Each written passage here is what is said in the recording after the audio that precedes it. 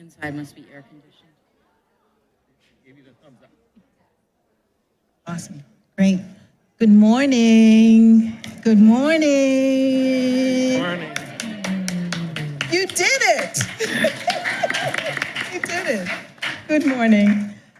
I'm very, very happy to see all of you here this morning. My name is Dr. Vanessa Brito, and I serve as Associate Vice President for Campus Life and Executive Director for Student Health and Wellness.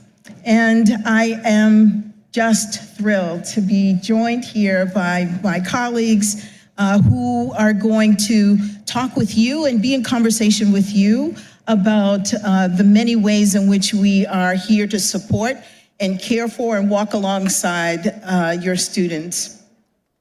I want to first acknowledge the fact that we are being live streamed. So hi everyone who is watching virtually. And I also want to say that how many of you had the pleasure of being in the reception yesterday afternoon? So many of you, if not most of you. It was really beautiful. And how many of you got doused with all the rain? So we had a quick rain shower. We've had a lot of dryness here in New England. So in a way it was nice, but it was certainly timed well with President Paxson and Dean Pollack and Dean Poitvien's comments, because the rain happened after they spoke. So it was great. So I first want to share with you sort of why we're here, and that is to give you a sense of the support and services and resources that are available to students in campus life. We are here specifically to support the student's whole experience, both inside and outside of the classroom. I don't know how many of you had the pleasure of seeing some of my colleagues over the summer in the parent webinar series. I know a couple of you acknowledged to Mikkel and her team that it was very helpful. So I want to thank them for sort of priming the pump, if you will, and getting you familiar with some of the services. But this is also an opportunity for you to meet with them and talk with them in person and to ask questions, perhaps. Excuse me. So I also want to say that this is a moment that many of you have been waiting for a very long time. Your students have been working toward them. It's celebratory, it's happy, it's joyful, it's scary, it's a lot. It's a lot. And in talking with many of you yesterday and looking at your expressions, hearing what your questions were and your thoughts were, it's clear that this is really the culmination of a lot of hard work, and we're here to celebrate with you. I also want to say that another reason for us being here is so that when you leave, when some of you I know are staying around for the weekend, et cetera, but when you are sitting at home, we want you to know that, as we say, we've got your back. We're here to support your students. We're here to care for you, and we want care for them, and we want you to be confident in the services and resources that your students are able to avail themselves of. So with that, I would like to take a moment to introduce my colleagues who will be part of this panel today, and will be in conversation, and then there'll certainly be some time for those who are live streaming with us, and those of you who are in the audience to share some of your questions if you have some. So first, I would like to welcome Dr. Bryant Ford, who is the Director of Counseling and Psychological Services. Dr. Ford, if you want to say hi. Brenda Ice, who's Assistant Vice President for Residential Community Living. Dr. Adam Pallant, who's the Clinical Director of Health Services. and Lisa Lohr, who's Senior Associate Dean and Director of Student Support Services. So I think what we'll do is we'll start with a few questions, and it will give you an opportunity to kind of share a little bit. First, I want you to introduce yourselves a little more fully, and then we'll ask some questions so that folks can understand the work that you do a little better. So Brenda, do you want to start, please? Absolutely. Good morning, everyone. How are we doing? I am still Brenda Ice. I had the pleasure of interacting with most of you over the course of yesterday's move-in, but I serve as the Assistant Vice President of Residential and Community Living. What that means is I oversee our residential life program, which includes our programmatic residential education, as well as our residential operations, which are the housing assignments and the administrative processes that make up a residential life program. We also oversee Greek life, our program and theme communities, new student orientation, our off-campus community partnership called The Block, Brunonians Living Off Campus, as well as graduate student housing with a facility downtown at River House. Additionally, our office supports the Greater University Crisis Response Team, or the AOC, as many of your students are aware of. And then I partner very closely with our campus partners in facilities management to work on our renovation, renewal, and construction projects. Thank you. That's it. If I can be so informal, I will use your first names if that's okay. So, Adam? Good morning, everybody. Welcome to this next step in the development of your child and yourselves as they become young adults, and we are very pleased to help support them in that process. I'm Dr. Adam Pallant. I've been the Clinical Director of Health Services here for a little over 8 years, but part of the Brown Medical School system for a little more than 27 years. So know the people around the block. And we are here in part of a gorgeous integrated health services center.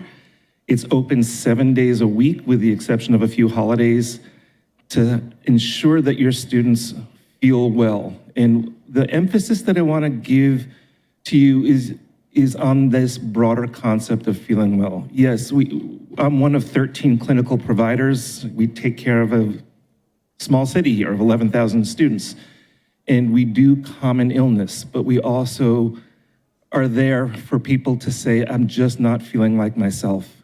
There's no wrong door to step into the work that Bryant and I do, and we will do our best to help your student understand who they are and how they can walk tall and feel their best in what we do.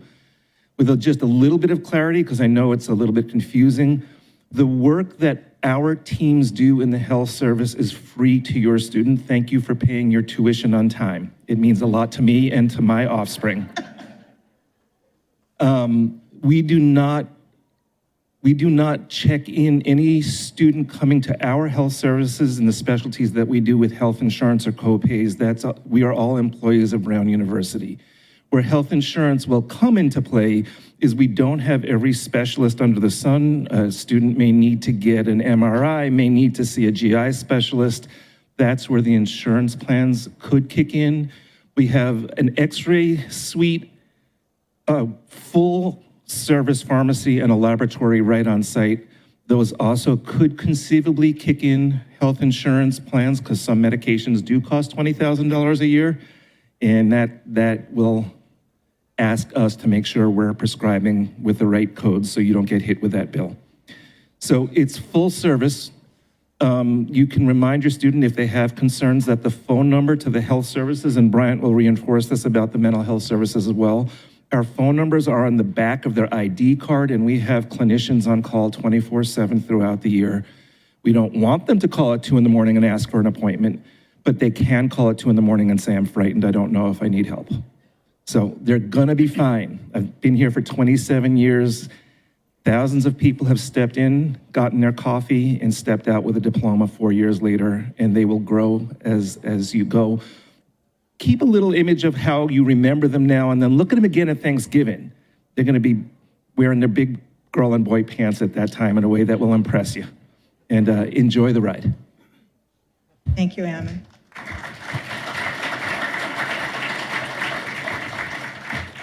Good morning, everyone. My name is Bryant Ford. I use he, him pronouns, and I am the Director of the Counseling and Psychological Services on campus.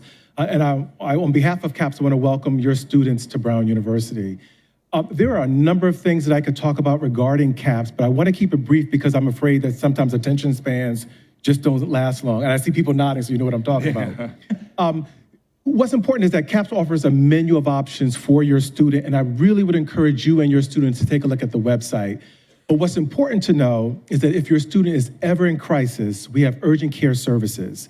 Those services are provided in person between the hours of 8:30 a.m. and 5 p.m. Monday through Friday. They can meet with a clinician. The purpose of that session is not treatment, but it is designed to help them manage the crisis and then to come up with a plan that will allow them to be able to figure out what's going to happen after that session. If it's after hours and on weekends, we have a phone number that's listed on the back of the ID card that Dr. Pallant mentioned.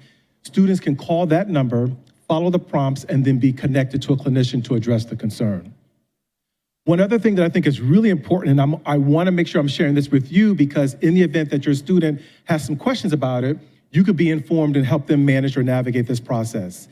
Every student who comes to Brown University and is interested in accessing CAPS, they have to go through what is called a triage appointment. It is not a treatment, it is called a triage appointment. The purpose of the triage appointment is because it allows us to be able to meet with the student quickly and then to decide what might be the correct disposition. Contrary to popular belief, not everybody needs individual psychotherapy. There are times when students can be connected to other resources on campus, including the offices that are represented on this panel. So our goal is to try to get them in quickly, have a conversation about what's going on, and be able to get them connected to the next service. The reason I'm saying this is because 9 times out of 10, your student may call you and you may say, so how was your session? They'll say, well, they just gave me to somebody else. And what I'm hoping is that you're gonna have some curiosity to say, well, tell me more. Because the reality is that we never reject anyone. What ends up happening is that we may come up with a plan that the student doesn't like. So as partners in this, I'm hoping that maybe you can have a conversation with students to understand better what's going on, and then always feel free to call if there's some questions that need some clarification. The final thing that I want to mention before I end is to talk a little bit about some of the what I call medication management options for students who are interested in psychopharmacology. We actually have some providers on site who can do medication evaluations, but we rely heavily also on our colleagues in health service who are able and equipped to be able to prescribe psychotropic medications for students. So in order for someone to have an evaluation, they come through a triage process, and then we help them get connected to the appropriate medication evaluation. So I realize there's a lot that I just said. Let it soak in for a little bit, and then if there are questions that arise, I am more than happy to answer anything that comes up. Thank you very much. Thank you, Brian. Lisa? Good morning, everyone, and welcome to Brown. On behalf of Student Support Services, I'd like to welcome you and your students to campus. My name is Lisa Lohr. I use she, series pronouns, and I am the Senior Associate Dean and Director of Student Support Services. Student Support Services in our office, we provide strengths-based administrative case management for students who might need support. That support can come in a wide variety of shapes and sizes. It might be interpersonal stressors, it might be emotional stressors, it might be academic stressors or challenges that the student is experiencing. When they come to our office, they will meet with a member of our dean team who will get to know them, learn a little bit about their situation, and then help them organize whatever situation it is they're trying to navigate. We'll help them prioritize next steps and then ensure that they get connected to appropriate campus resources, knowing that we are the hub and we are the warm handoff to other places, but we're also that support for them. Our deans, we have a team of 7 deans who are able and willing and passionate about meeting with students and helping them navigate the Brown system and their academic experience so that they can thrive inside and outside of the classroom. Thank you, Lisa. Yeah. You just heard really the tip of the iceberg. And so with that, I'll just start with a couple of questions that I think might be of some help.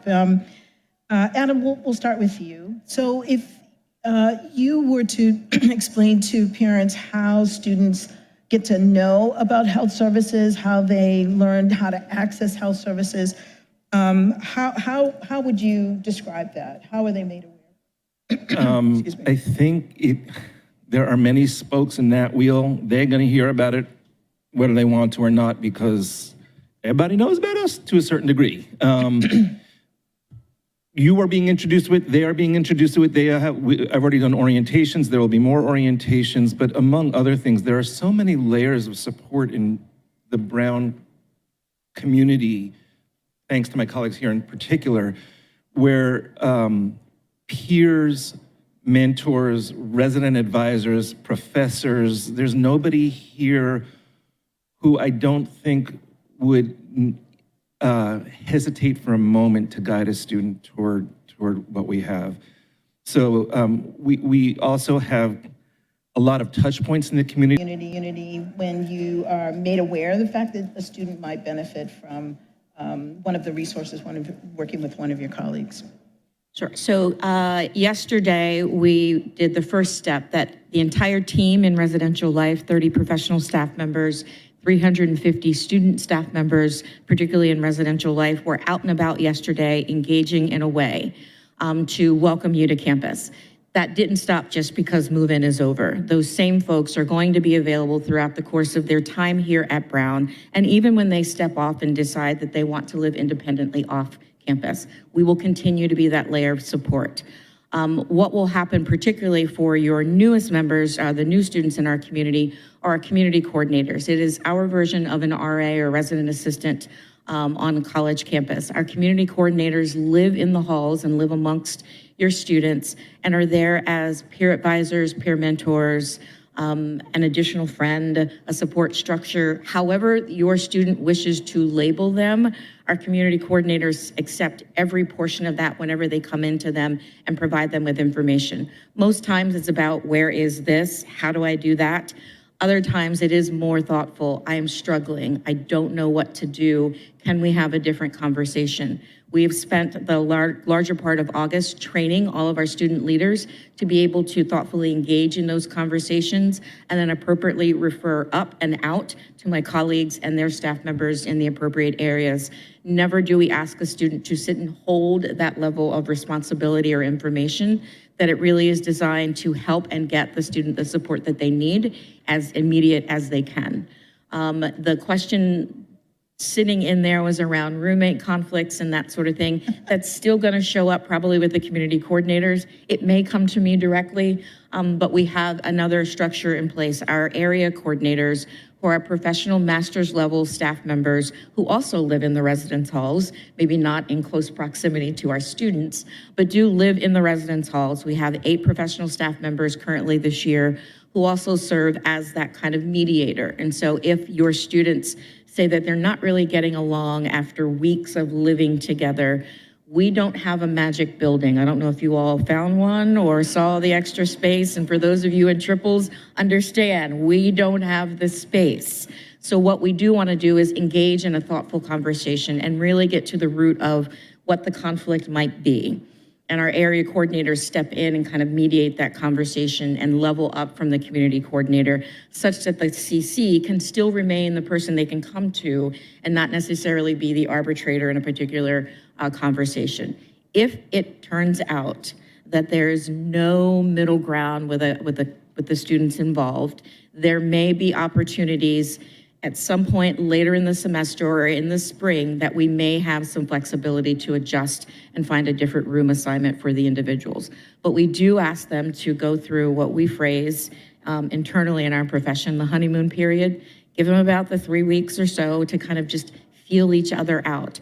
The initial application they completed didn't give a whole lot of details. And so while I might have said, I'm an early riser and I'm up at 6, truth be told, 6 is really 6 p.m. and I really made all of that up. But I still wrote the number 6. The idea is that we will have roommate agreements, and that will be another way to kind of really talk about what it means to be in this shared living environment.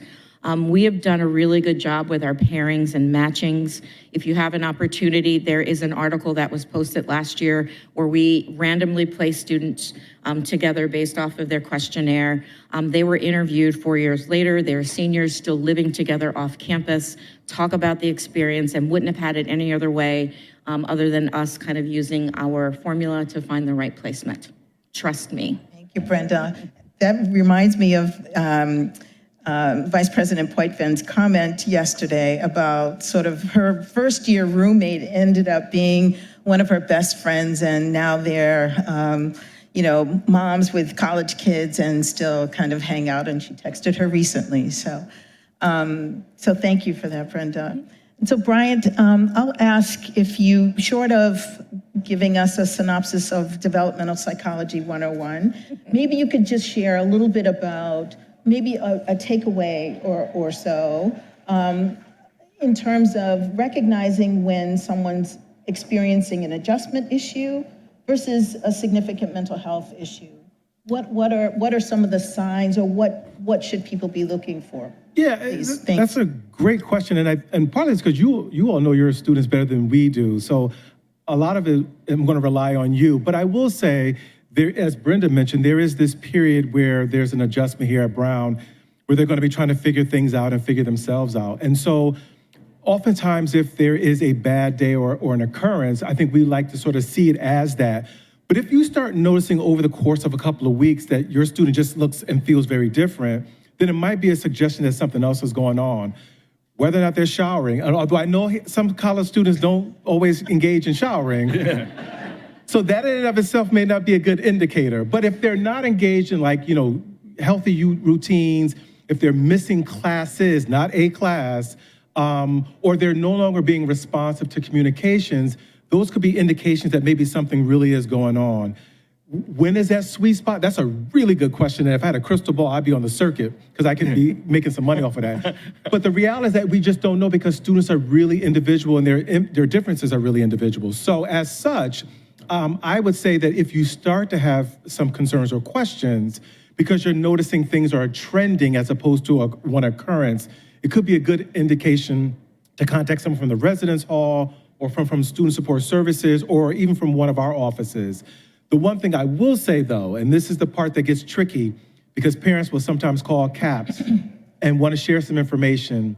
And we always have to remind them, because of confidentiality, I can't share information with you. So I'm happy to receive it, but then I get angry information from parents saying, well, I just told you, and I know you know this, and I promise you I'm not trying to be difficult. It's just that confidentiality makes it very difficult for me to communicate. So, period. And so perhaps if the student is experiencing some homesickness or doesn't feel like they belong, we might encourage them to get connected to campus partners, campus community events, whether that's identity centers or student organizations. I looked on the Student Activities website this morning. There are 425 recognized student organizations that a student can get connected to. So if your student has an interest in something, chances are other students are gathering around that same thing and getting them connected to that.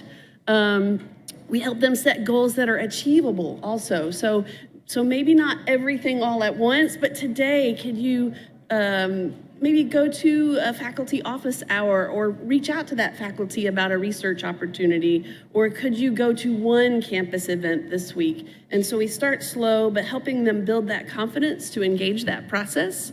And then I think, if that kind of routine adjustments concern that they were experiencing, as Bryant alluded to, maybe persists over a period of time and you're seeing some other things, I think that's when reaching out to our office makes good sense. Mm-hmm. Great, thank you. Yeah. And so I'm going to lob this question to all of you to just maybe help parents understand a healthy role that they might play in students' transition from your office's perspective. So anyone can start. Maybe just one or two from each of your offices so that people have a takeaway.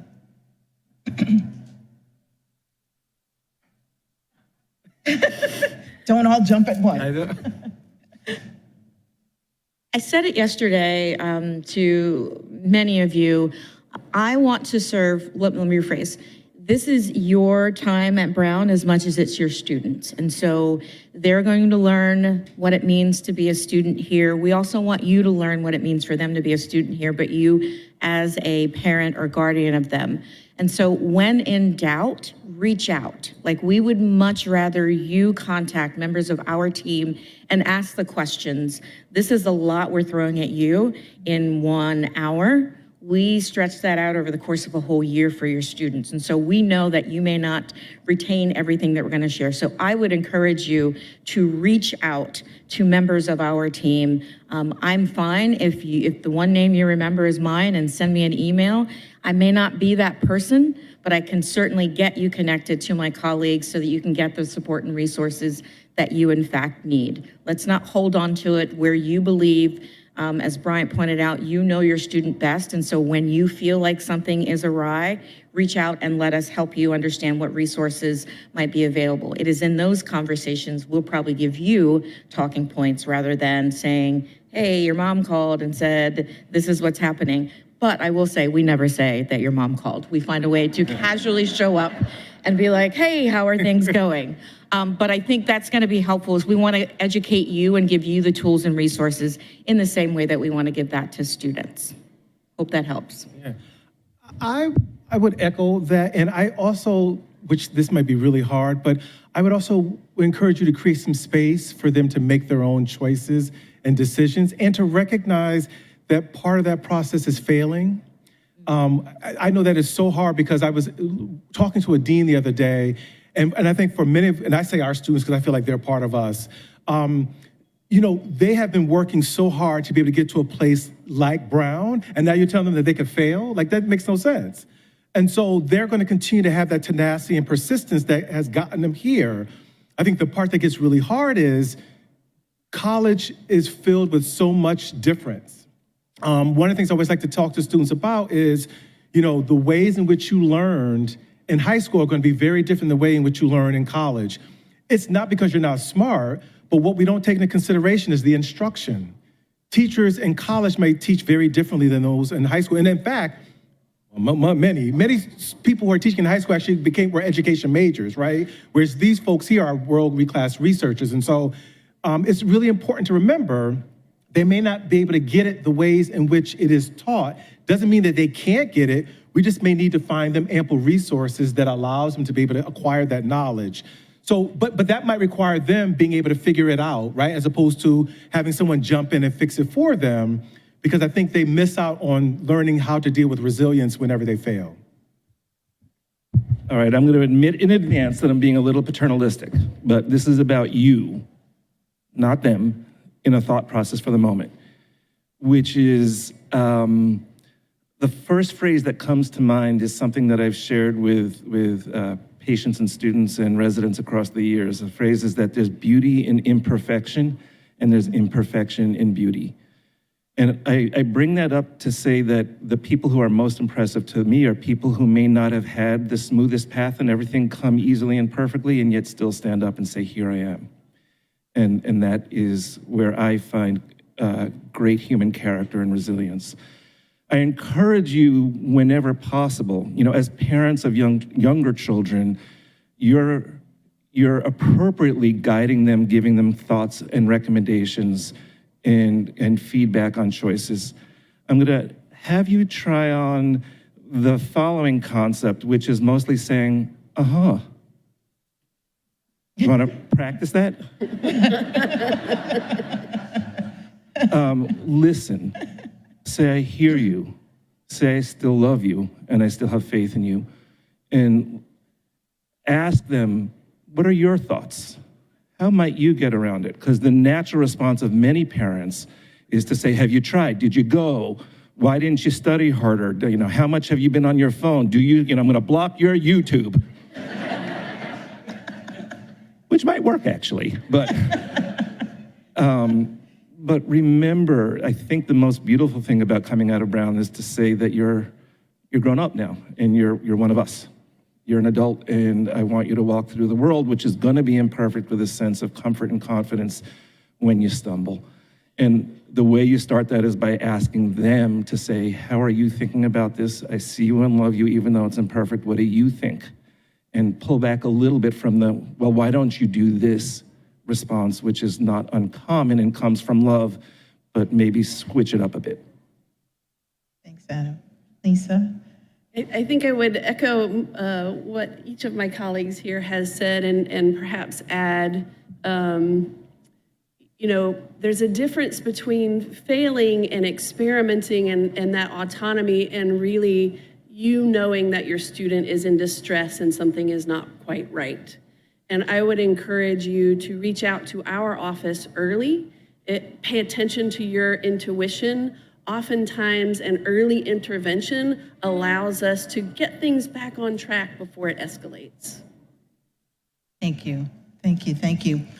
Great. So I want to acknowledge our friends and family members who are live streaming, and those of you who are in the audience who want to ask questions. I do have a number of them, and I don't know that we'll get to them all, but I'll try to synthesize some of what I'm hearing. There are some questions that have to do with confidentiality and sharing and HIPAA and all of the things that we know in healthcare in particular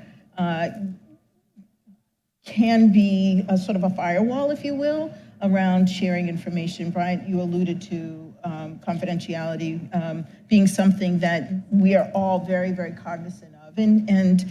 So if you could speak to, and this would be any of you who are especially managing confidential information, how you approach communicating with parents, when do you communicate, how do you communicate, and how do you receive information from them as well? Okay. So one of the ways in which we can communicate with parents is if a student signs a release of information form that allows us or provides us with authorization to communicate with parents. As I mentioned before, if you're noticing something and you think it's important for us to know, we are more than happy to receive that information, and you don't need a release of information to communicate with us. However, because of our relationships with students, and confidentiality in many ways is created so that it allows the student to really be able to open up with us. If they know, for whatever reason, that whatever we share is going to be communicated to others, it's less likely that they're going to trust in the process and also be willing to come back. So we really communicate that as clearly as we can whenever we're meeting with students, but we also create the exceptions to confidentiality because there are some of those as well. And I think what's important for you to know is if your student is being seen, you may want to ask them if they're interested in completing a form, and we can help them fill the form out. But that's usually one of the biggest ways in which we would be communicating with parents. Let me also kind of put some, I think, icing on that cake. I'm aware of websites. I think one is called Mama Bear, Mama something. A New York Times article that said, when you send your kid off to college, get ready. Those people are going to try to rip your kids away from you, and you'll never talk to them again. You see what we have to deal with?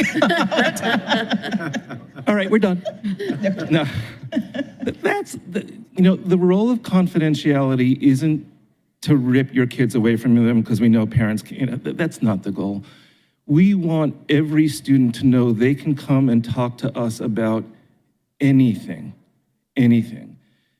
I don't know which of your kids among you might have the most open relationship with their parents, and others whose parents think the relationship is open, but it isn't, and others who simply don't. The door has to stay wide open. The goal is not to say, never talk to your parents again. And in truth, we will always say, maybe now's the time for all of us to talk together, and we can all get together on Zoom, but that will be at the behest of your student. But please understand, we're doing this because we want your child to be able to talk to us about mental health, sexual health, distress, feeling lonely, which sometimes they're like, I just want to tell you, and then we'll work toward them feeling like they can share with others if need be. That's the concept. I know there are probably questions about health proxies and HIPAA release forms, and I can get into the weeds. But the other thing that these articles and websites suggest is that, God forbid, your child should end up on the ventilator in the hospital. No one's going to call you because they didn't give you permission. That's also not how it works. We do things like next of kin. My mother's 90, and God forbid something happens to her. I can't imagine that the hospital wouldn't call me because she didn't give them permission. I mean, we're not going to do, if there's an overwhelming crisis and your student can't make communication with you, you're not going to find out in the news 3 days later. We will communicate, the hospital will communicate. Please, I know that's a commonly held concern, and it's a rumor, it's not true. If that was the icing, I'll provide the cherry. What I will say is that most, if not all, of the communications and process and procedures that happen in residential life are open and available to everyone to view. One of the things that you will notice on our Res Life website are open communications we send to students, which means because they're on our website, you get to see what we sent them. And so when they contact you in a panic in late May saying, Res Life didn't allow me to pick a room, you can say, well, check the email because they sent it to you in January and told you every day along the way when to complete. So we want to make sure that that's one way we don't have to worry about, are we sharing information that we shouldn't? So that's helpful. The other thing that comes up for us, particularly because we manage housing, are for students who indicate that they have an accommodation through student accessibility services. And oftentimes, because it's linked to housing, they want to send us the documentation. They want to send us the medical records. What I will tell you now is that we don't receive them, we don't read them. We have a professional team that has been educated and trained to understand and engage in students to fully understand their needs. We just receive the information that says, here's what we've approved, and we work to find that housing accommodation. So I will save you that step of attaching 6 different documents and all of the narrative of every practitioner that your student has ever engaged with, for us to know that this is why they need X, a single, a private space, all those sorts of things. Start with our colleagues there, and then we work with them to make sure we can meet those needs. Lisa? So our office operates using FERPA guidance rather than HIPAA or confidentiality. And so as a FERPA office, we're private, not confidential.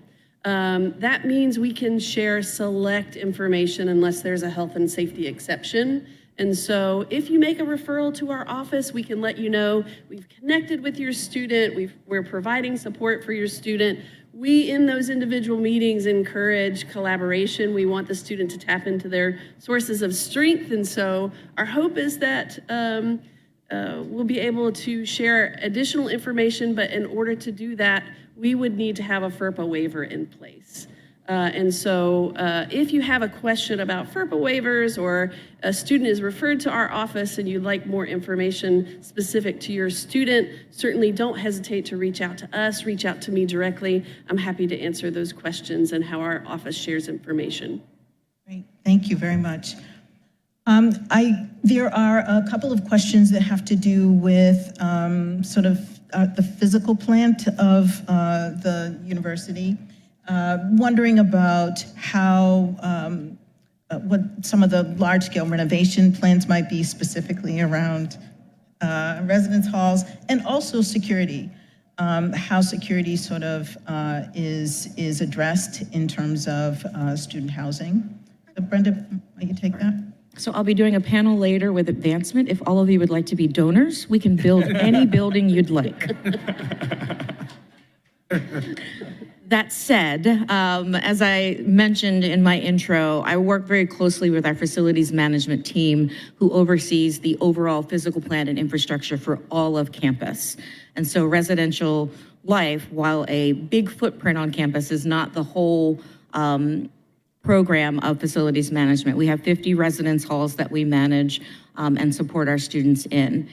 The latest construction happened a few years ago, and so the university was able and successful to add about 530 additional beds to campus with our newest properties in Sternlicht, Chen, and Danoff halls. Those are upper division spaces not available to your new students. Perhaps if you have a transfer student, they may have been placed in one of those locations, but it will be available to them moving forward. Now that we understand that the money has run out for all new construction, unless there's a really, really generous donor somewhere in this audience, we're moving into what we're calling renewal and renovation efforts. And so that is still in partnership with facilities management to say, let us identify the buildings that we believe need attention, while also working to build and create a student-centered approach to those renovations. And so it is not about give us in order of sequence the oldest building to the newest, and that's how we will manage it. It is about thinking about the overall experience we want to create in a building, and in doing so, we can do both some maintenance and think about the ways in which our students might navigate those spaces. And so that might mean an expansion of a common area, or thinking about maybe to some degree reducing the number of beds in a building to create more vibrant activity of the students. All of that conversation happens as soon as the semester begins in thinking about that. Most of our renovation projects actually only happen over the summer, so we only have then a small window to make great efforts to do some of those renewal plans. Since I've arrived, aside from the new construction, most of the renewal efforts have happened in our upper division buildings, which have not necessarily received the greatest attention over the span of the renewal and capital planning efforts. We have a new housing master plan in place, and so I am hopeful that we can change that narrative where we are making attention to each building at every point along the way, and hopefully in ways that our students can feel, but not always see. Thank you, Brenda. So I'm going to shift gears a little bit and talk a little bit about advising. There are a couple of questions that have to do with student advising. How do students begin, especially in their first year, begin to think about advisors and support, and how does student support services kind of link to that? So our office does not necessarily provide academic advising per se, but we work closely with our colleagues at the college and their advising deans and the leadership over there. And so if a student connects to us with an academic need or an advising need, we work closely with Tim and Gilda, and we will get them connected to the appropriate dean who is the expert, content expert in that area, and make sure that the student advising needs are met. Very good, thank you. And there are a couple of questions also that I think you may have addressed a little bit, but Adam and Bryant in particular, but you might want to put a finer point on how students are supported as a medical issue might, or a mental health issue might be escalating. How might that support manifest itself? I'm struggling because on some level, when you've seen one crisis, you've seen one. And so that the most important thing that we do is we have to look at each individual alone. But keep in mind that we're very thoughtful and sensitive to the concept that we're understanding that there's a pressure between getting all of your academic work done and maybe not feeling your best. And we're very accustomed to walking that fine line. I don't know if this is the moment to step into the concept of SES or save that for the future, or? Sure, we can talk a little bit about it. SAS is our Student Accessibility Services team.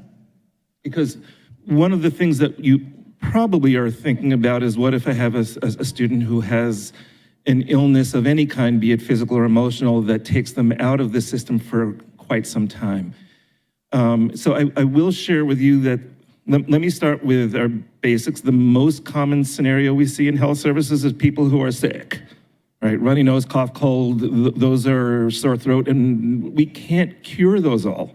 And sometimes you're gonna have to be sick for a few days and we'll help you feel better, but I don't have a magic pill for every single ailment known to humankind. And part of that is doing your best, communicating with your professors, getting the notes and rolling with the punches. But if you have something that's much more long-term, we have a very, very robust student accommodation services office that helps us with both short-term and long-term disabilities. And we work very closely with them to make sure that if a student has special needs, you bust a leg, we have a car or a bus that will drive you to and from classes. If you have very significant mental health concerns that need special accommodations, they will support that as well. The one piece of information that I do want to throw out is in this concept, please realize that there's a difference between a diagnosis and a disability. And again, I'm happy to talk to individuals about that, but there are many individuals, we had close to 1,000 individuals asking for special housing scenarios because they carry a diagnosis of anxiety or they can't sleep well. And that's different than a disability. And I want to just introduce the concept that a diagnosis in and of itself may not be something that leads to the level of needing legal accommodations, or it may, and please work with us. It's not simply a doctor's note saying that you have this and then the university should be expected to move, if that makes sense. And again, we can go into more detail, but a very robust service, but one that is thoughtful in its approach. I think I would take the approach of, I think it's going to depend on how we're defining a crisis. There are certain crises that happen in our offices and we manage without having to bring in many other folks involved. But there are times when a crisis could lead to something like a hospital level of care. And in that situation, we are then getting all of our other campus partners involved because we're going to need to be able to communicate to you in addition to faculty and a couple of other folks. So there are times when we're having meetings, and that may include parents, to figure out what might be the best course of action once that hospital level of care is done. And then we need to have conversations about whether or not the crisis that led to the higher level of care may some way impact their academic success and whether or not we need to look at options pertaining to that. So a lot of it just depends on how we're defining a crisis, and there are times when things can be handled at the micro level and also at the macro level. Great, thank you. Lisa, do you see yourself jumping in at some point in that kind of scenario where a student's experiencing something that is escalating and is leading to what is a crisis for them? Absolutely, and that is part of why we're a FERPA office, so we can navigate within the university and share information as appropriate, advocate for support, advocate for flexibility, you know, I know Adam and Bryant alluded to this and spoke to this a bit, but if your student is transported to the hospital with a serious life-threatening health condition or mental health condition, or the university thinks that it is in your best interest to be involved because of a health and safety issue, you can expect contact from our office. And so we will reach out to you. We want to make sure that you are aware. Absolutely. Thank you. Yeah. That is definitely a full stop sentence, for sure. Great, so I think we are close to wrapping up. I know that there are other things that you're going to be doing soon. If you have any additional questions, please do add them to the QR code. And we do have a question, Brenda, this might be helpful for you to respond to, and that has to do with connections with broader emergencies. So how do we connect with our campus partners in the event there's a broader campus emergency? How are we prepared for that? And how are parents notified and communicated with? Okay, so the first is that all of those things related to the immediate or emergent crisis usually starts with a call to our administrator on call, or the AOC. And so that's how we, particularly our team, step in. Those area coordinators I talked about earlier serve as our tier one, and they're the ones receiving the information, probably making first contact with the student to figure out how best to support them. And then they're likely doing the navigation and connection to the other resources to get them transported, things of that nature. Sometimes it happens during business hours and we have our colleagues. Most times it's happening after business hours and we still have access and support to our colleagues. So don't worry about it happening at 2 a.m. The AOC is always available, much like DPS, our Department of Public Safety, who is the other branch of our kind of response and support. And so while we will do the intake of calls coming in, DPS manages the communication pushing out. And so if there are major events happening, either weather-related or that truly create a threat or concern for the campus, they're going to actively communicate. There should have been at their resource page, or you can find on their website, the RAVE service, which is basically a text messaging and outward pushing communication. I do believe it is available for you to register your cell phone so that you can actively receive it, but then know you're going to also get the test messages that come through as well. But that way, that is one more way to be informed of those communications that tend to go out. More information we can share or point you in those directions of either our website or DPS. Thank you, Brenda.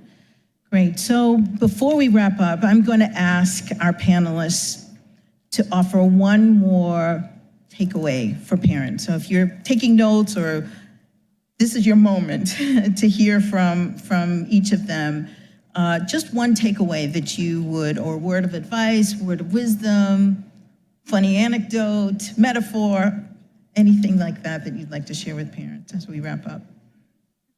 I can start. Yesterday, I told most of you, and you probably saw it on the webinars, that Move-In is my Super Bowl. I wanted to give you an update. The score ended up being 50-50. We won and you won. So thank you so much for all that you did to make yesterday a huge success. I will add that if you follow the Brown Instagram account, you will see the halftime performance. There was karaoke by one and only D Nice. Good job.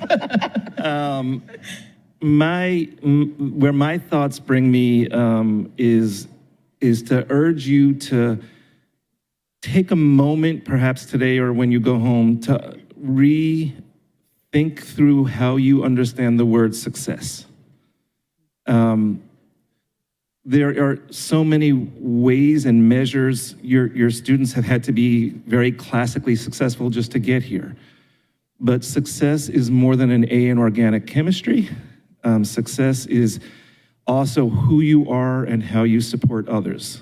And please continue to remember that part of this process is to reach goals, and I wish for all your students that those goals will to be proud of themselves and how they walk through this world more than their GPA.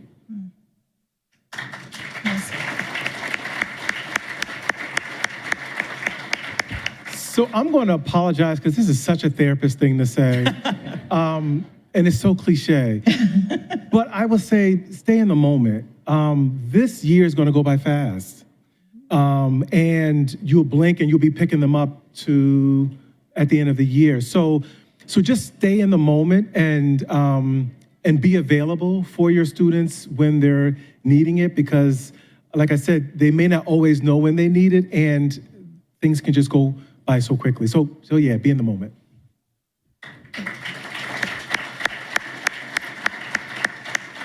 Your students have worked so hard to get here, and you all have done so much to support your students getting here and their arrival.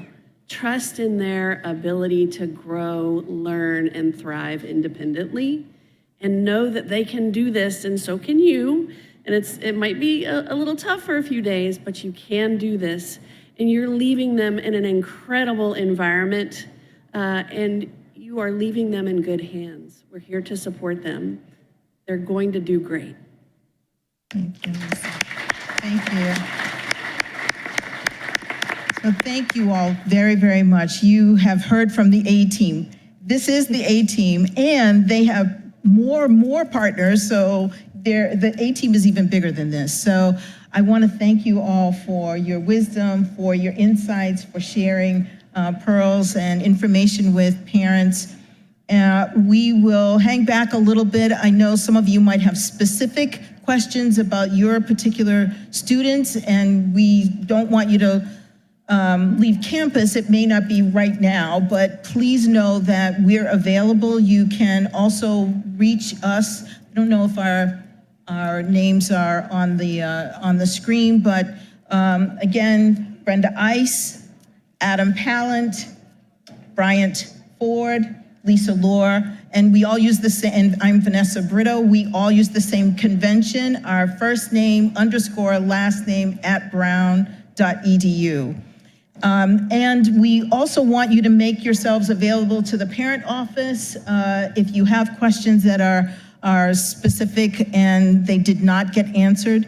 I think some of us will probably hang back outside the tent if you have questions for us. And I thank you so much. I hope that this has been helpful to you, and we wish you all the best. It's going to be an amazing year for you and for your student. So thank you all very, very much.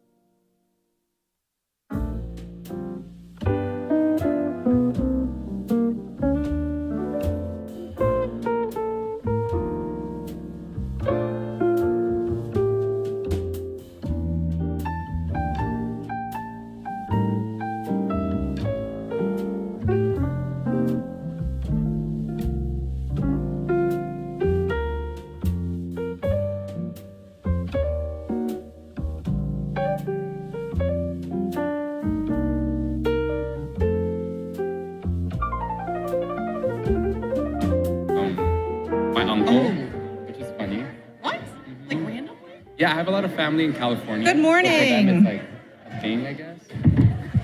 Good morning to everyone who is here with us in the tent here on Pembroke Green.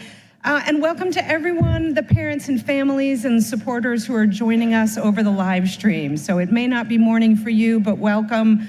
We're so glad to have you here with us in person or online. My name is Corinne Backegard, and I serve as the Associate Vice President for Campus Life and Dean of Students. And I'm really delighted to get to be among the first people to get to welcome you and your student to Brown. We're so glad to have you all here after many, many months of preparation for this day and for yesterday. Last evening, many of you had the opportunity, if you were joining us on the main green, to get to hear from President Christina Paxson, from Ethan Pollack, who serves as the Dean of the College, and Patricia Potvien, our Vice President for Campus Life. And I hope that many of you also had an opportunity to connect with and have continued to connect with other parents and families.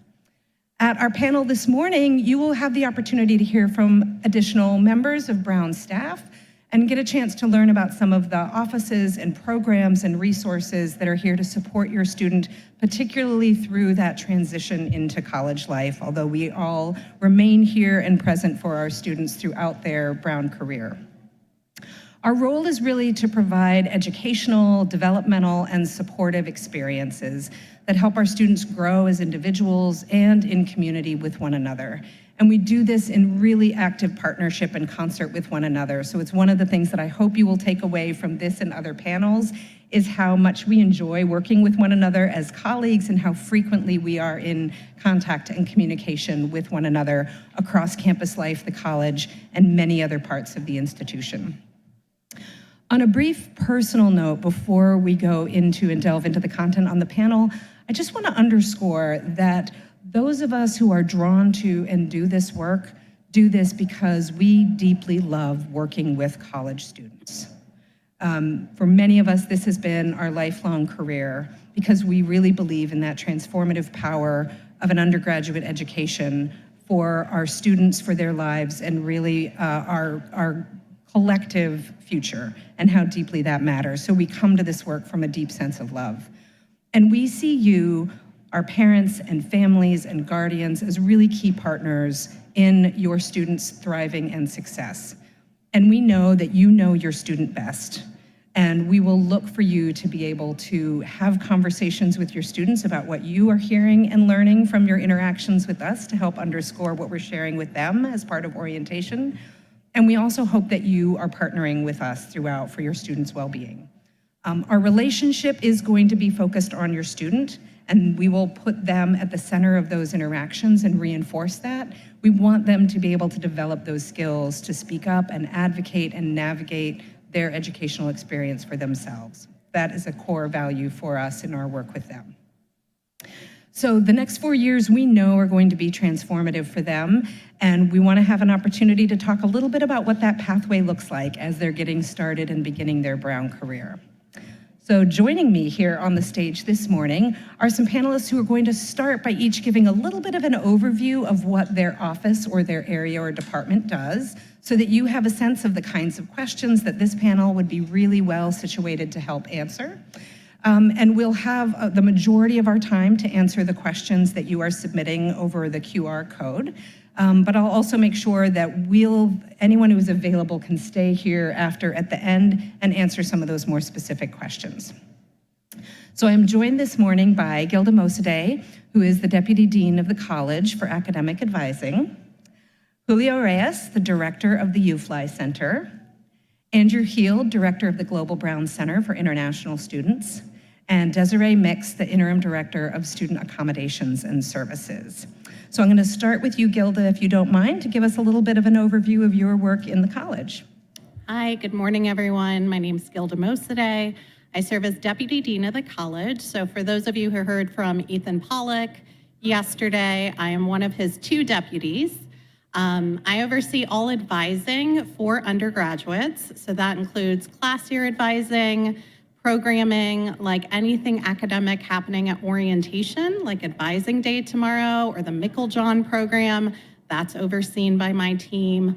I also oversee international student advising and financial advising. At Brown, it's interesting because financial advising within the college is distinct from the Office of Financial Aid or the Bursar's office or Student Financial Services. So we can get into that a bit later. I also chair our Committee on Academic Standing. So once your students get some grades and have some academic progress, I will be reviewing their work. I also oversee any exceptions to our academic policies. And finally, on a fun note, I adjudicate our student academic misconduct cases. So I have a pretty robust portfolio in the college, and I just want to highlight what Corin just said. I absolutely love working with your students. I find it so dynamic, and even in those tense kind of emotional distress moments, there is growth to be had, there is learning to be had, and that's what makes my job so rewarding. So thank you for being here.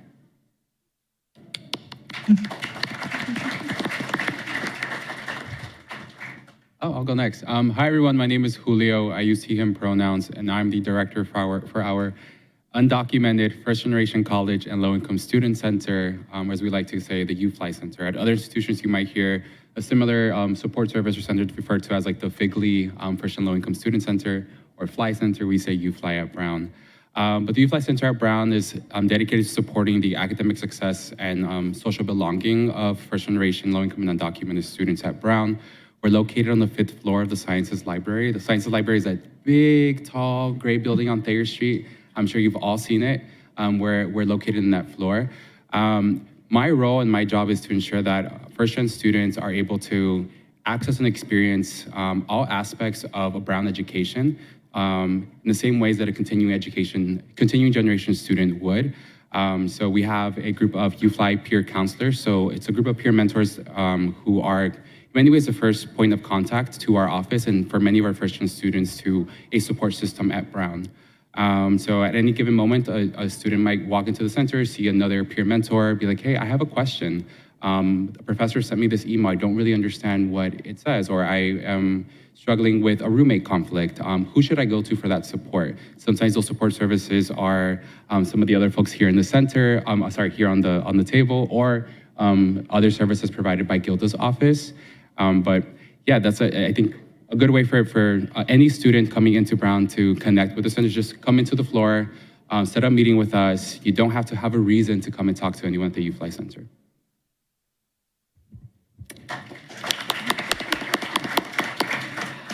Good morning, everyone. My name is Andrew Heald, and I am the director of the Global Brown Center for International Students. Do we have any parents who joined the international spaces earlier this week joining us today?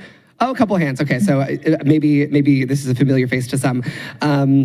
My office, the Global Brown Center for International Students, is dedicated to curating a home away from home for our student communities here at Brown. That's our primary mission. And we do that through a couple of different mechanisms. The first, as we think about transitioning to college life here at Brown and here in the US, we oversee our international orientation program, which is run by a team of student leaders called International Peer Mentors.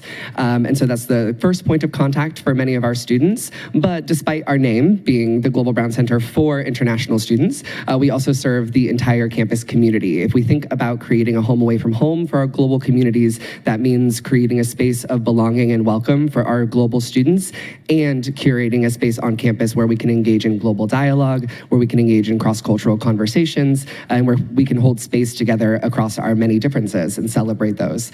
So we do that through a number of programs throughout the year after orientation, including community programs, cultural programs, and programs where we partner with folks in the college or folks in academic departments to have visiting lectures, et cetera. So as I said, the Global Brown Center's main goal is to create a home away from home for our students at this global institution. And we hope that you engage with your students and send them our way.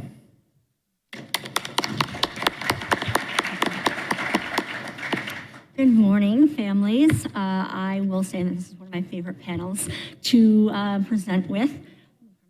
I will preface by saying I, about 2 hours ago, dropped off my son at first grade.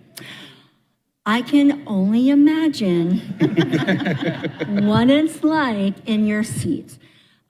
So please know that we have lots of understanding and what their nerves are, anxiety, not only from students, but from y'all. We get it, we hear you.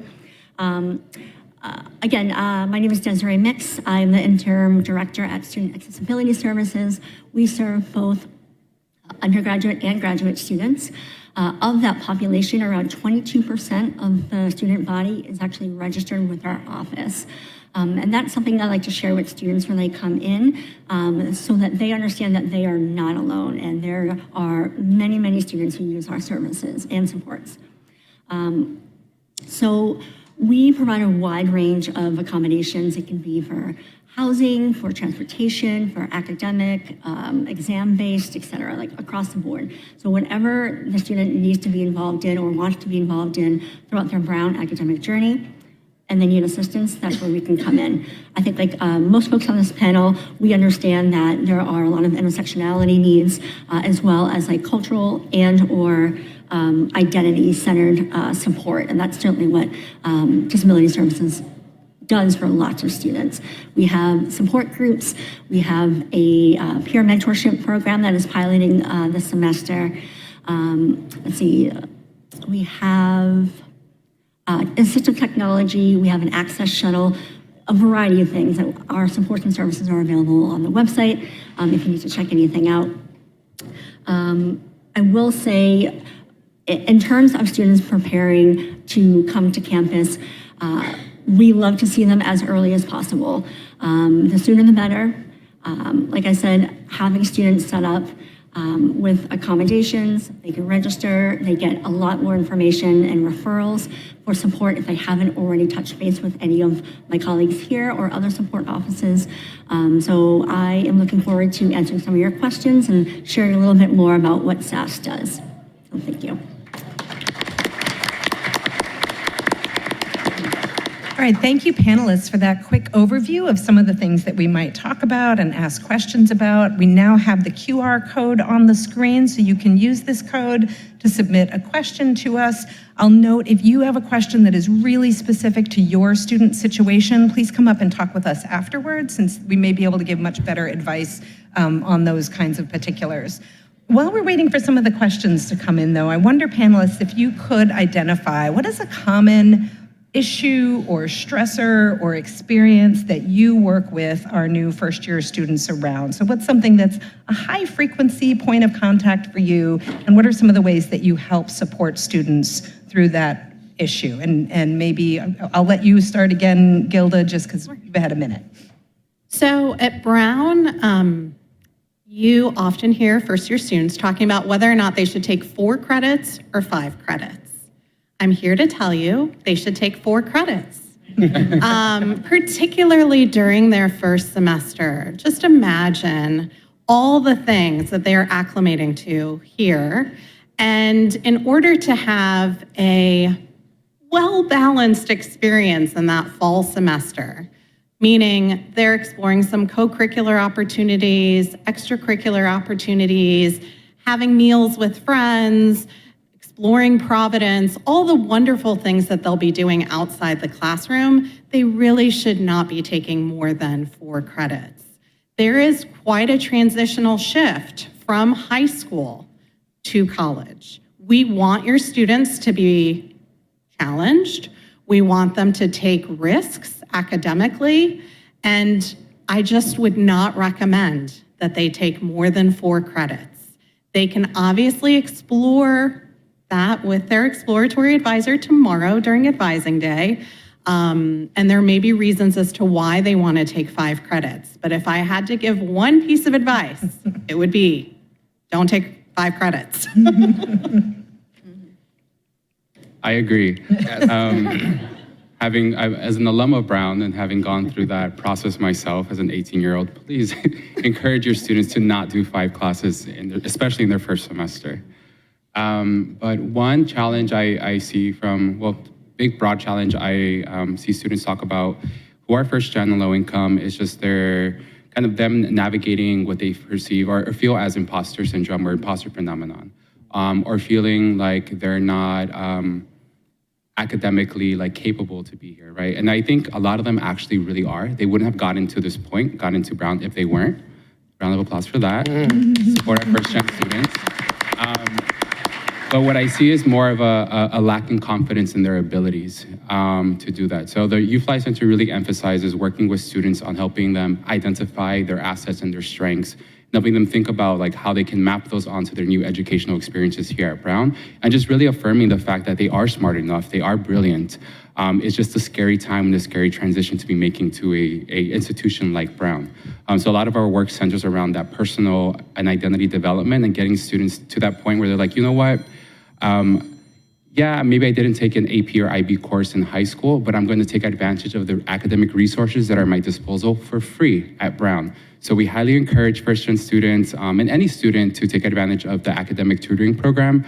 We'll actually have a session on setting yourself up for academic success featuring Dean Janet Peters from Academic Tutoring in a couple of weeks, and that's invite only to just first-year students. So that'll be a space and opportunity again for first-year students to really reflect and think about where they were in high school and learn new study tips and strategies for being a college student specifically.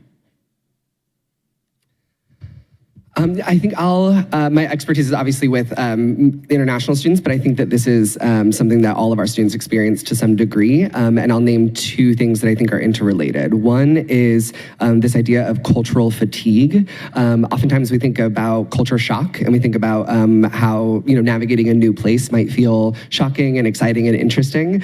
And that's for the first couple of days.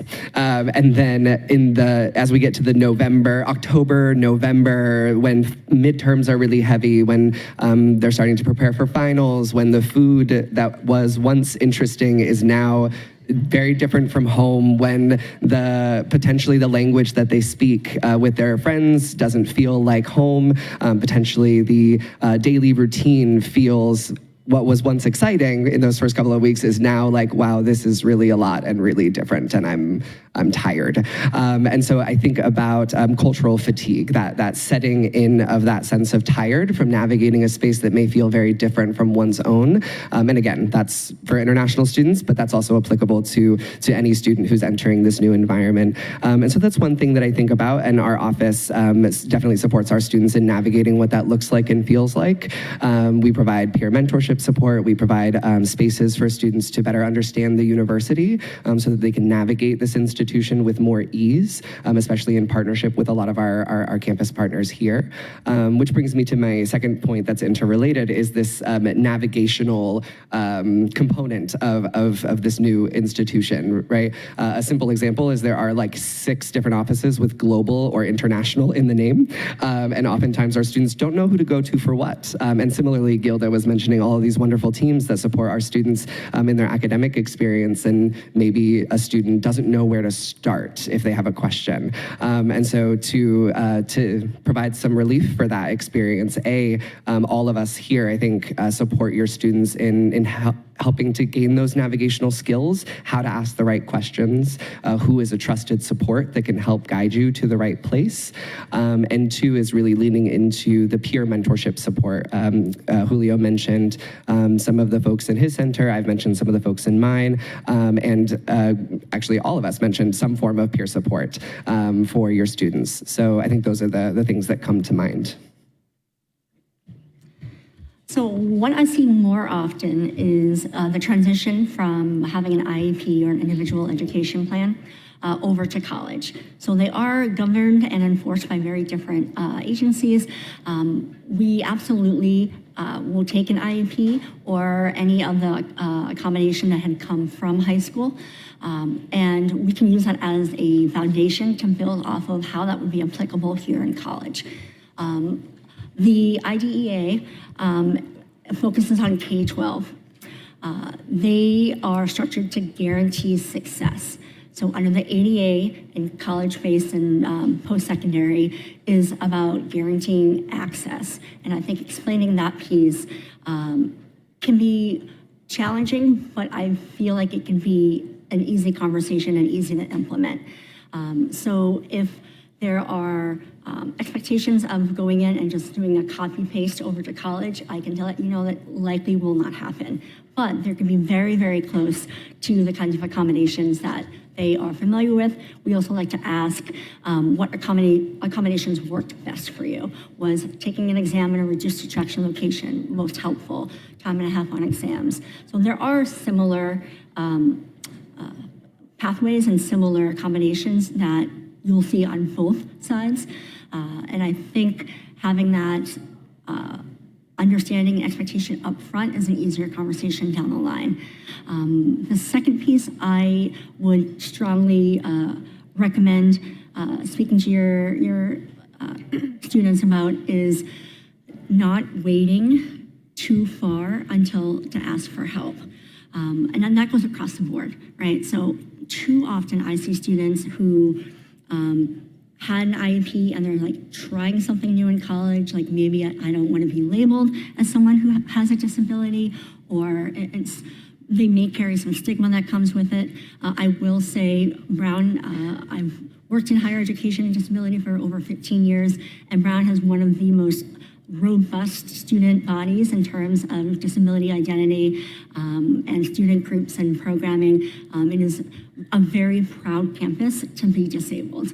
And I've watched that grow over the years, and it's really amazing. So for students who are having difficulty finding their way or saying like, I don't want to have accommodations going to college, tell them no. Go to the disability office and just get some information. They don't have to register with us in order to get that kind of info. One second. Thank you. All right, we're going to start to turn to some of the questions that are being submitted through the QR code, so please continue to do that. So this first question is that my student has a lot of diverse interests and has not yet selected a concentration. So can you, and I know Gilda, this will maybe primarily go to you, but I'd love to hear from other panelists as well, of how do we think about and talk about the journey for this type of student who has not yet identified their concentration? And what are some of the resources either in advising or on campus to help a student make that selection of a concentration? Yeah, I think there is a lot of initial pressure for your student to know somehow magically what they want their concentration to be. And one of the beauties of the open curriculum is that we don't have general education requirements here, distribution requirements. And so what that means is that there's really a plethora of time for them to explore. I have never had a student who regretted exploring our curriculum. What I have had are students crying in my office their junior or senior year saying that I chose the wrong concentration because I was so adamant that I wanted to study X that I didn't give myself the opportunity to take classes just for fun as electives to explore. And what I'm here to say is if they took nothing but electives, quote unquote, right, classes that don't count towards a specific concentration, which they would have to work really hard to do that their first year, they still have time to complete the requirements for their concentration, so no pressure. But that's gonna require them doing some reading. So my first piece of advice is that they read the course syllabus for every course that they shop during shopping period, that they're making informed decisions about what courses they do take, that they utilize CAB, which is our course selection module online, to look at what's called critical review, which provides some kind of insider information about courses, what percentage of students in the class are first years versus seniors, or things like that that they may find useful, that they go to events in different academic departments. So we're fortunate that a lot of our upper class students serve in roles called DUGs, Departmental Undergraduate Groups, where they talk to first-year students about what it means to be a concentrator in a specific department or area of the university. They can talk to them about internship opportunities, about research opportunities, and that peer-to-peer connection is really helpful. And I'll close by saying that there's this urban legend, if you will, that everyone is a double concentrator. Only about 25% of our students graduate Brown with a double concentration. And that's okay. You are able to explore many courses and talk about them and be well-versed in those fields in an interview situation or something else without needing that line item on a resume. So I hope that what you will take away is don't have your student put a lot of pressure on themselves to choose something now. Just explore. That's what we want them to do so that they can make an informed decision. I think meeting with your advisor at least once a semester is absolutely critical, and they should be doing that regularly, more often if they feel like they're struggling. I think they also should be doing informational interviews with concentration advisors. So let's say they're trying to choose between a few concentrations. Make an appointment and go talk to the concentration advisor in that department. Ask them some questions. They love talking about the work that they do, okay? And also go to faculty office hours. I think it's really important, and it can be intimidating for students to develop relationships with faculty.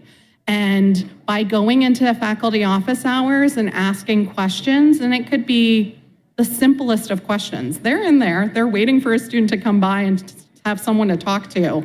It allows them to then feel comfortable enough to go to that professor when things aren't necessarily going well.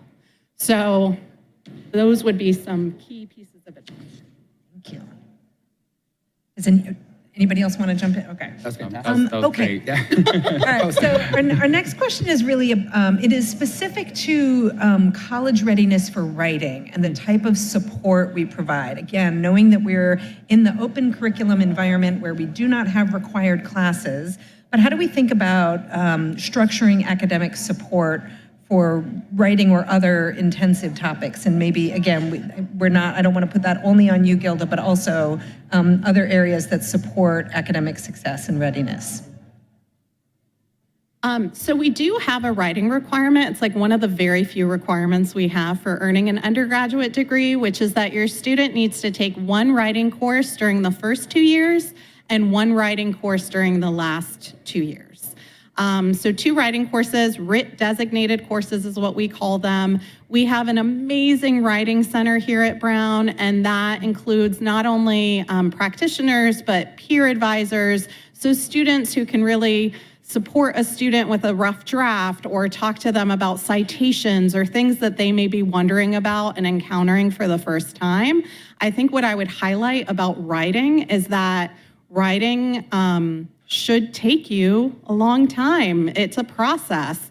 So you need to be mindful of that and set aside time to work on your writing assignments so that you're not trying to do it all at once, or worse, feeling tempted to use generative AI to support your writing. Remember, I adjudicate the academic misconduct cases. So that would be, and go talk to your professor about any hiccups, any issues you're having. They are more than happy to help support your writing.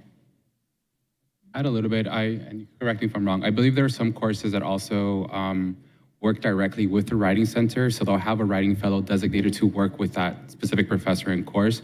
So there'll already be an integrated way of accessing writing support through that class. Something else I'll mention too, related to just academic preparedness and success. I know that a lot of the students I work with really appreciate the learning environment and the pacing of building these important academic skills and habits that they get from first-year seminars.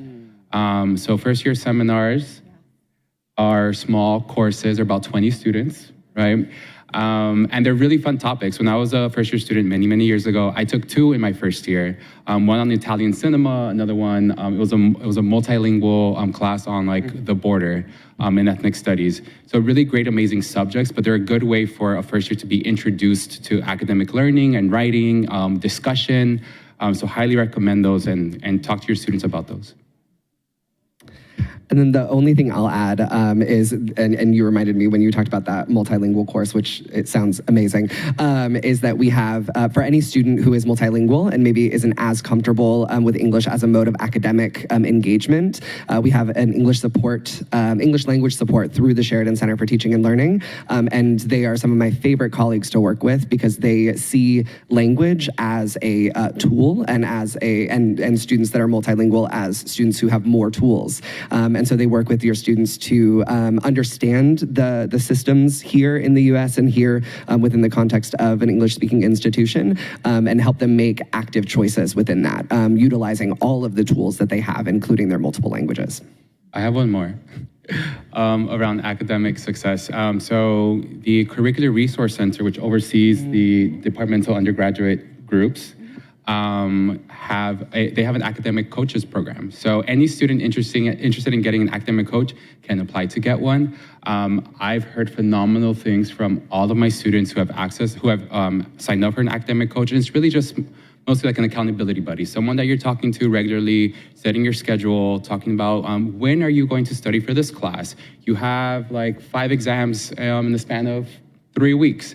Let's start to map out your study schedule. So that's another resource that I recommend for students. That's a good transition to talk about what is available for students with disabilities. So there are a variety of supports that we can provide referrals to with academic coaching that specifically is involved around folks that are working with ADHD or some variety of executive functioning. So I have found the students that are using these resources it has the confidence that they didn't walk in with. And it's challenging. There could be a variety of learning disabilities or mental health that are contributing to how they're feeling or what they feel are limitations in their writing. So these coaches are a fantastic resource for students, and I typically refer students out pretty regularly, so they love it. Thank you. So the next question I'm going to pose here from our submissions is, starting with, so the question is targeted for you, Des, but I think there are opportunities for others to chime in here if we broaden this out a little bit as well. If you're a neurodiverse student, since Brown seems to be an opt-in type of environment, what are the structural supports or check-in processes that exist rather than waiting for a student to ask for help? So that's why I think we'll start with Des, but I think it really applies to others as well. Is this more focused around what the student should access or their path in? So I think if it's about what kind of structural supports might be kind of keeping an eye out for students rather than waiting for a student to signal that they are in need of additional support. Sure. So I will say if there are any of the academic deans that are working with a student who is either not diagnosed or they share that they're having difficulty in certain areas, absolutely. I think most of our students come by referral based from one of our colleagues. And same with faculty members. Every single faculty member has an accessibility statement in their syllabi. So that is a mandatory part of the structure of letting students know off the bat that there are resources available. There are a variety, like I said, a variety of student groups, not only like student-based, but also within campus life, the Disability Social Justice Initiative, and that is a fantastic component for student support. And let's see, I think I'll end there, pause, okay. And I think something I'll add. I know. Once. Can folks hear me?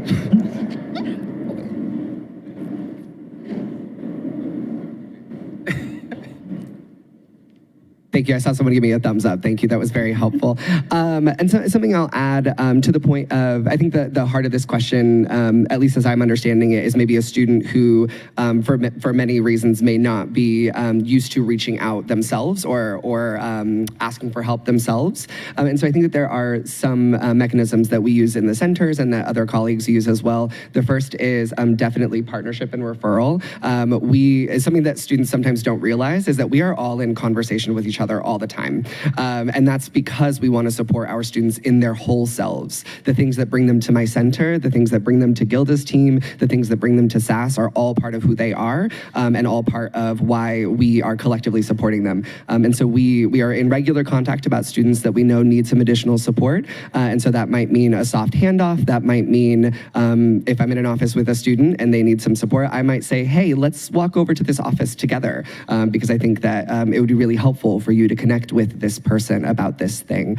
The second piece that I wanted to share is that for students that are involved in any sort of peer mentorship cohort program, whether that's the Mickeljohns, who are peer academic advisors, or whether that's if they're in the international mentoring program, their mentors are proactively reaching out to them. They're proactively reaching out around deadlines. They're proactively reaching out around key critical points in their academic journey or their social journey here at Brown. For example, my students make a point to reach out to their mentor groups in mid-October as we start to get closer to some holidays, because we know that that's typically a time when our students start to experience that cultural fatigue. And so we train our students really well, our student leadership really well, to be able to do some of that outreach, because we know that sometimes it's hard for students to do that themselves.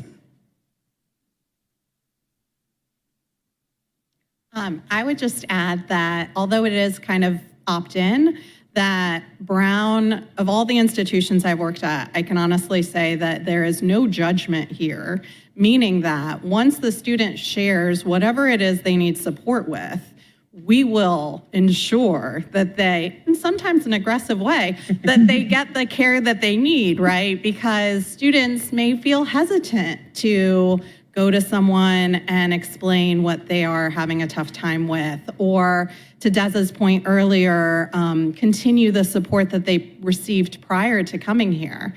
And I just want to say very clearly that we have supported students at all points through their development, and we are well versed in doing that. That has been part of our training to get to this point in our career. And so remind your student of that they are much better off being honest and asking questions, because if they don't know something, there's no judgment. We are going to help them. But we won't know that they're curious about something unless they ask. So there's two questions I'm going to combine because I think there's a common thread between them. But one is about a student who is interested in business career options, but may end up doing a pre-law path. And then there's another question about a student who's interested in a pre-med path. So I wonder, Gilda, if you could talk a little bit both about the advising that's available for pre-professional students and how students can put together a robust experience with the open curriculum while also thinking about some of those pre-professional paths. Sure. So the way that you approach pre-law and pre-med are quite different. Pre-med, you have specific courses kind of lockstep, many of which have prerequisites that you need to engage with. So I would recommend that if your student is pre-med, that they go on the college's website. We have pre-professional advising information sessions for first-year students. For pre-med, they're actually conducted by upper class students, which is nice because they'll get that peer perspective and they'll get to hear the real dirty dish about different classes that we as faculty or staff may not know. And then with pre-law, what's nice is you can do anything and go to law school. So many times students feel as if they need to pursue history or political science or something more traditional as a concentration. And I can tell you as a practicing attorney that that's not true, that law schools actually are looking for students who are studying biochemistry who want to go to law school, students who are studying business who want to go to law school. That's what makes law school so interesting and engaging in a 1L class. So I would approach those two things differently, but all of which to say there's a lot of information on the college website if you search pre-professional advising, and there are specific deans within the college that will meet with your student to talk them through, okay, this is what your first year should look like. Now in your second year, you're gonna do this. Now in your third year, you're gonna start preparing for your standardized test. All of that support and care will be provided to your student. And I also have students who don't even realize that that's a pathway that they're considering until much further along, and that's okay too. There are post-bac programs for folks that want to go to medical school, and you can pursue law school, take time off. You don't have to go immediately after you graduate with your undergraduate degree. The next question is about internships, summer internships, and specifically in the context of internships that might be on the West Coast. But I wonder, Gilda, if you could talk a little bit about kind of the internship process generally, and then others who work with students who have found or are getting connected to internships. Yeah, I love the West Coast. Corn and I both have history there. So I think that you can start by talking with your exploratory advisor tomorrow during advising day about your internship interests. I think you can go talk to faculty during office hours about your internship interests. I have oftentimes heard from students that they will go talk to someone because they've read their online bio that they went to school on the West Coast or they worked on the West Coast, whatever that trajectory looked like. And based on the performance in that professor's class, they were able to get connected to X internship, right? And so creating networking opportunities that don't feel like work. I tell students, like, you're genuinely interested. You want to go do the informational interview with the professor because you read their bio and it sounds cool. That's the kind of things that they should pursue. We also have formal advising that happens in the college. So in the Career Center, you should absolutely be going in at least once a semester and talking to someone about your interests outside of the classroom and your career path that you're thinking of. There are many opportunities over the course of the academic year, whether that be internship fairs or other things where employers will come to campus from all over the world, not just the West Coast, but like everywhere, to try and recruit our students. So there are ample opportunities, but I think the best way to get those perfect opportunities is by doing a little digging, doing some research, and then showing genuine interest. Just to add on to the conversation about the Center for Career Exploration, they're a really great resource for the students that I work with and support. So they offer the Sprint program. So Sprint is a big umbrella program that encompasses a wide array of internships and also kind of like build your own internship process, similar to like being at Brown and exploring the open curriculum. You can kind of find your own type of internship and then create it and apply for funding for that. I would look it up. There's a lot. It's a very exhaustive list. And some of those also include opportunities to do research with faculty at Brown. So I always encourage my students to start to develop those relationships with faculty that they might be interested in doing research with, or just going to office hours, right? The initial relationship that they develop that hopefully then becomes a mentorship relationship is really important and could really lead to a student getting an amazing opportunity. I've had students do internships on the West Coast who weren't from the West Coast through the Sprint and UTRA process. So that's a really good way to start. But yes, going to the Center for Career Exploration, meeting with one of their career advisors, creating a relationship with a faculty member, or even using our Brown Connect Plus portal is another good way, and that's where a student can find alumni and connect with them. So alumni are really, really interested in connecting with students, undergraduate students. So very often my students will send a random email to an alum and be like, hey, I know Julio, I work at the UFly Center, or I'm a student with these types of experiences. Would you like to do an informational interview with me? Can we chat? The alumni always say yes. So encourage your students to reach out and find mentors. And then I just wanted to add, this is a little bit different than the initial question, but it follows a similar thread, that there are opportunities here at Brown as well for students to start to engage in employment opportunities in spaces where they can really put what they're learning in the classroom into practice. As Julio and many others have shared, we all have student employment opportunities in our spaces, and those are really great spaces for development. They're really great spaces for students to begin to engage in kind of a pre-professional capacity, working with mentors like us. And so I just wanted to name that as well, that there's a lot of opportunities off campus, as we were talking about, but also here at Brown for students to start exploring. So I'm going to bring us back in the timeline a little bit, because I realize with our internship question, we moved a little bit forward in the student's experience. So coming back to our theme around transition, can Can we talk a little bit about the shopping period and what is happening during the shopping period? How many classes should a student shop? And for students who may find themselves enrolled in some classes that are very large lecture classes. And so helping students navigate that experience of now being in very large classes that they may not have experienced before. Yeah, so in the spirit of making informed decisions, I think students should shop a number of courses. Maybe remember that golden number is 4. So if you want to land on 4 courses, maybe you're shopping 6, 7. You need to attend those courses in order to understand whether or not you want to stay in them. But more importantly, you must keep up with the reading and you must do the assignments. So unfortunately, I have students who will shop like 12 courses. They don't do the assignments for any of them because they don't want to commit. And then they're really behind by the time it comes to finalize their courses because they've overwhelmed themselves from the get-go. So utilizing CAB is really important to narrow down your list of courses that you're interested in and then actively shopping. So attending class, reading the course syllabus, and doing the assignments, because that will actually give you more insight, not listening to what a friend thought of the class.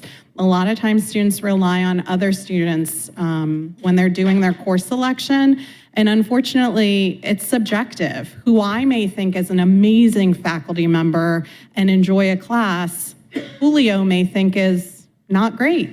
And so they need to actively engage.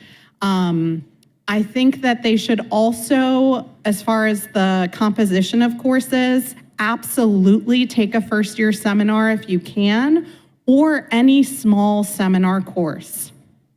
That will allow you to get to know the faculty member really well. Oftentimes in the first year, in the spring, a student will need a letter of recommendation. And if they only take large foundational courses, they'll have a tough time designating someone to write them a letter of recommendation. So I can't stress enough, there should be a balance there. Don't take just large courses.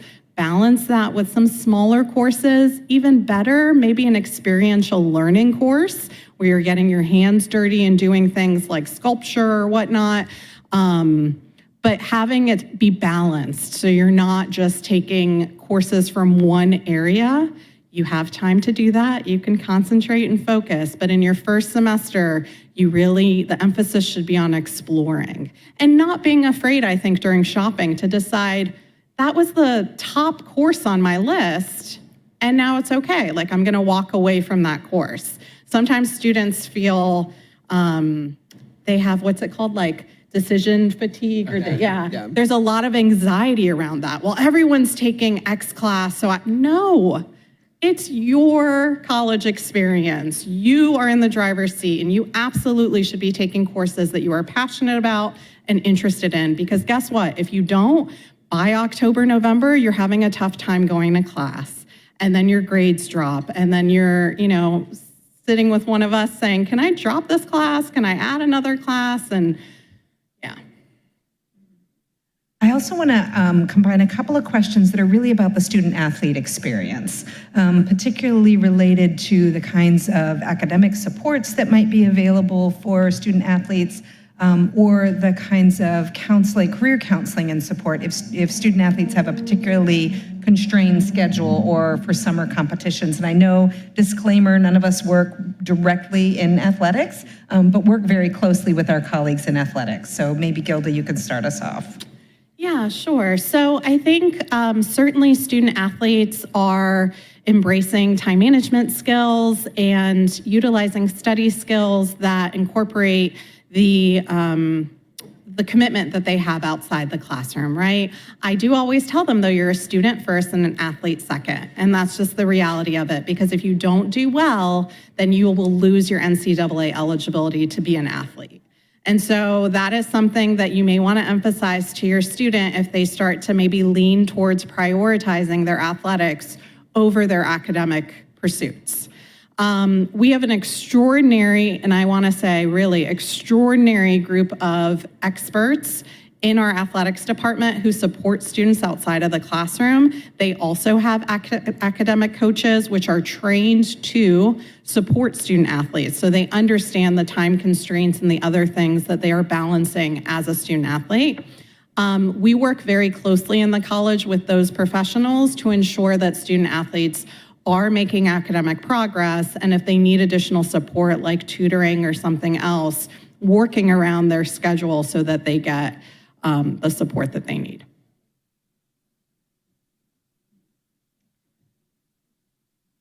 All right. Thank you, Gilda. I really appreciate this question because it has a shout out for you, Julio, and for UFly. So UFly seems to do great work, and they do. Oh, thank you. But is this limited? Is the work limited to low-income and first-time college students, or can other students access those resources? And I think this lets us talk about all of our resource offices and how students have access to them.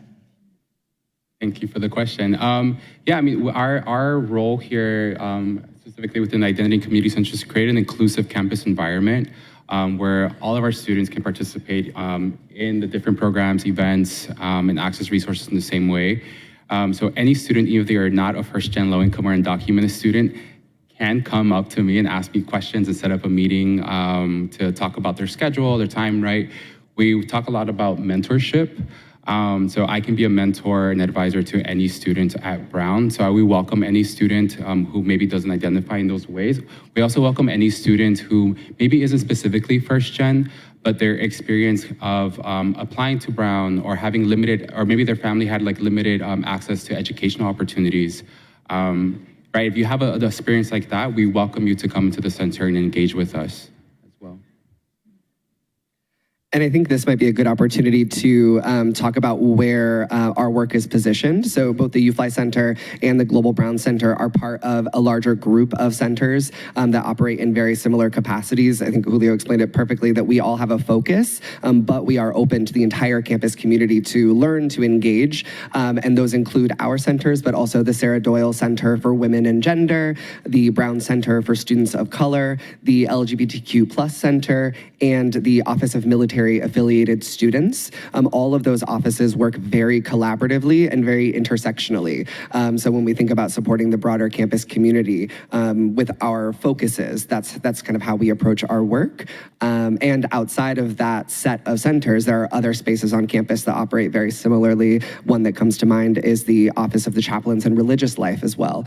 So all of these spaces are open to all of our students, and we approach our work from a very intersectional and collaborative lens. Yeah, and I'll just add, any student who's in need of, who has a question or is in need of help or is asking for support will not be turned away from any of our offices. So please be assured by that fact, and we're always here to help. All right, I think we may have time for one more question before we turn to some of our wrap-up comments. But there are a couple of questions here about doing a semester abroad or a year abroad. So I wonder, Gilda, if you could talk a little bit about study away from the Providence campus. Yes, I absolutely think students should explore going abroad. I did when I was an undergraduate, and I still am so close with a lot of the students that I pursued that opportunity with. We have an extensive study abroad team here at Brown within the college, and so your student can not only explore opportunities on our website, but then make an appointment to speak with an advisor to get more detailed information about how they would be planning for that in their academic plan. So once they do decide to declare a concentration, and that needs to happen by the end of their 4th semester, they want to create a detailed academic plan within the academic department with the concentration advisor and talk about study abroad at that point, because they'll need to designate which semester they're going to go abroad, and they'll also want to decide how the courses will transfer in, what course equivalencies at Brown they can possibly get. And so depending on the program, that outcome will be different. And so it takes some time to really look at the programs, research what courses are being offered, and again, exploring how they will transfer back to Brown and whether or not they'll fulfill certain concentration requirements. The concentration advisors obviously can tell the student more popular programs within that specific concentration that students have done in the past, but I would actually suggest that a student maybe do something outside of their area of expertise, because that's something that they can then look back on their college career and say, you know what, I did something different in that semester, met some students that were totally outside my concentration, and find a rewarding experience that way. I also just wanted to add something. If students are approved for accommodations here at Brown, we can also assist them in partnership with the study abroad or study away departments. We have a very, very close connection to help students transfer those accommodations to where they're going in terms of their university. So please know that they will also can receive disability-related support when they are traveling abroad. And then if I can just add something for the international parents out there. Sometimes international students, when we talk about study abroad with them, they say, oh, I'm already studying abroad. And so they think that it's not an option for them, but it very much is. And I highly encourage international students to still consider studying abroad, because while that may be true, why not twice? I think I'll just add that for students who are in financial aid, yes, you can also study abroad, and your financial aid from Brown will carry over to that institution. I recommend setting a meeting with financial aid as part of your discovery process, but financial aid students can study abroad and have transformative experiences, so I highly recommend it. Thank you. So before we move to our very final closing remarks, I would like to invite the panelists, if you have a takeaway, a piece of advice, words of wisdom, a thing that you thought, oh, I was hoping I would get this question because I really want to say. And Des, if you don't mind starting, we'll come from here, but just something you'd like to be sure that our parents here in the tent and on the live stream have a chance to hear. Sure. If it hasn't been evident, your student will have a lot of support. I think students that are coming in have a very unique opportunity and a safety net. So I think encouraging your student to practice self-advocacy and independence and giving them that space to do so, because they still have you. It's not like you're not available to provide a variety of level of support, but so are we. So there are few opportunities after high school where your students will have this kind of network and this kind of support. So allow them to explore it and then encourage them. If they're a little too close to the nest, usually, let them fly, and remind them that they have support not only at home, but a very large network of support here. I could not have said that better myself. That's in the vein of what I was going to share as well. One thing that I always think about when talking with parents and families about their students' experience, you've heard a lot about what your students will experience over the next couple of years that they're spending with us.